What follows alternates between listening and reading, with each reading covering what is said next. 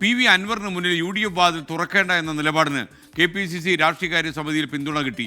അൻവറിനെ മുന്നണിയിൽ എടുക്കണമെന്ന് കെ സുധാകരൻ ആവശ്യപ്പെട്ടെങ്കിലും നേതാക്കൾ അതിനെ എതിർത്തു. വിവാദ പരാമർശങ്ങളിൽ ഡോക്ടർ ശശി തരൂർ MPക്കെതിരെ വിമർശനവും ഇന്നുണ്ടായി. നിലമ്പൂർ വിജയത്തിന്റെ ക്രെഡിറ്റിനെ ചൊല്ലിയുള്ള വിവാദം ചർച്ചയായി. PV അൻവറിനെ UDFൽ എടുക്കണമെന്ന് KPCC രാഷ്ട്രീയകാര്യ സമിതിയിൽ ഓൺലൈനായി പങ്കെടുത്ത കെ സുധാകരൻ അൻവറിന്റെ സഹായമില്ലാതെയാണ് നിലമ്പൂരിൽ ജയിച്ചതെന്ന വാദമാണ് മറ്റു നേതാക്കൾ ഉയർത്തിയത്. നേതൃത്വത്തെ പ്രതിസന്ധിയിലാക്കിയ ഡോക്ടർ ശശി തരൂർ MPയുടെ വിവാദ പ്രസ്താവനകളും യോഗത്തിൽ ചർച്ചയായി. നിരന്തരം പ്രശ്നമുണ്ടാക്കുന്നവർക്കെതിരെ നടപടി വേണമെന്ന് നേതാക്കൾ ആവശ്യപ്പെട്ടു. ആശയക്കുഴപ്പമുണ്ടാക്കാതെ തരൂരിനെ ചേർത്ത് നിർത്തണമെന്നായിരുന്നു രമേശ് ചെന്നിത്തലയുടെ നിലപാട്. നിലമ്പൂർ വിജയത്തിന്റെ ക്രെഡിറ്റ് ആർക്കെന്ന തർക്കം പൊതുസമൂഹത്തിൽ അവമതിപ്പുണ്ടാക്കുമെന്ന അഭിപ്രായം യോഗത്തിൽ ഉയർന്നു. ക്രെഡിറ്റ് ചർച്ച ചെയ്യുന്നവർ മലപ്പുറം DCC അധ്യക്ഷൻ VS ജോയിയെ മാതൃകയാക്കണമെന്ന് KC വേണുഗോപാൽ യോഗത്തിൽ പറഞ്ഞു. മേജർ ക്യാപ്റ്റൻ വിവാദത്തിൽ നേതാക്കളുടെ പ്രതികരണം ഇങ്ങനെ: ഞാൻ സാധാരണ പട്ടാളക്കാരനാണ്.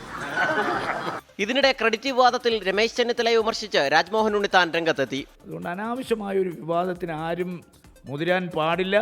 മുതിർന്നാൽ ഞാൻ പലതും കണ്ടിട്ട് അനങ്ങാതിരിക്കുകയാണ്.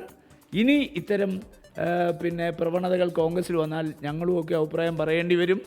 പറയിപ്പിക്കാതിരിക്കുന്നത് എല്ലാവർക്കും നല്ലതാണ്. വേഗത്തിൽ പുനഃസംഘടന വേണമെന്ന് രാഷ്ട്രീയകാര്യ സമിതിയിൽ ഒരു വിഭാഗം വാദിച്ചു.